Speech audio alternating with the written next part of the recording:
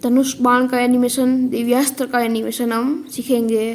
तो इसके लिए हम क्रोमाटोन शेप में जाएंगे, एक को कैरेक्टर लेंगे और फिर हम सेटिंग में जाएंगे और यहाँ 100 की फ्रेम पर टिक लगा देंगे और फिर आई के पर भी टिक लगा देंगे।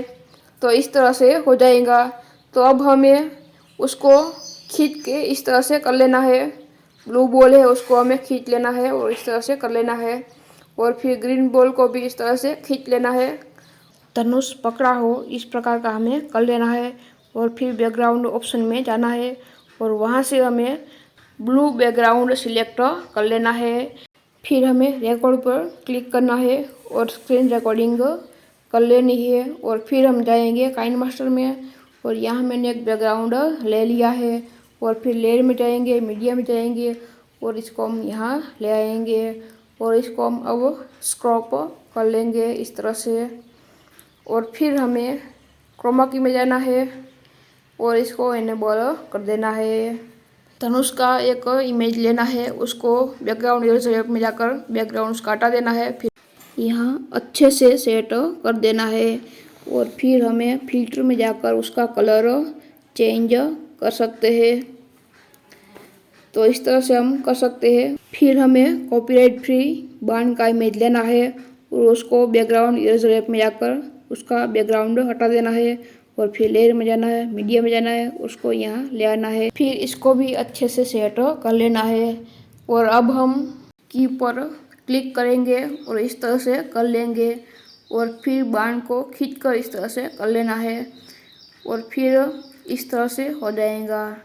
तो इस तरह से बाण चलाने का एनिमेशन हो जाएगा। 2 महारथियों वाला जो मैंने वीडियो बनाया था उसमें जो सुरक्षा चक्र बनाया था उसको बनाने के लिए बाण को इस तरह से थोड़ा सा ऊपर कर लेना है और फिर ओवरऑल एनिमेशन में जाना है और इस तरह से रिंग पर क्लिक कर देना है। तो इस तरह से हो जाएगा। तो इस तरह से आप कर सकते हैं। महाभारत में आपने देखा होगा कि एक बाण छोड़ते हैं तो अनेक बाण होते हैं। तो इसके लिए भी हम ओवरऑल एनिमेशन में जाएंगे। तो यहाँ आप इस तरह से कर लेंगे तो एक बाण से अनेक बाण हो जाएंगे। अलग अलग प्रकार से कर सकते हैं। अब हम दिव्यास्त्र का एनिमेशन करेंगे। तो इसके लिए हमें ऐसा इमेज ले लेना है और फिर फिल्टर में जाकर उसका हम कलर भी चेंज कर सकते हैं तो और भी आकर्षक दिखेगा। और फिर हमें बाण पर क्लिक करके की पर क्लिक करना है और फिर इस तरह से करके बाण को इतना आगे लेना है। तो इस तरह से उसका एनिमेशन हो जाएगा। अब दिव्यास्त्र वाले इमेज पर क्लिक करना है और उसको खींचकर इस तरह से पीछे कर लेना है और फिर इसको बाण पर रख देना है। की पर क्लिक कर लेंगे और इस तरह से उसको कर लेना है।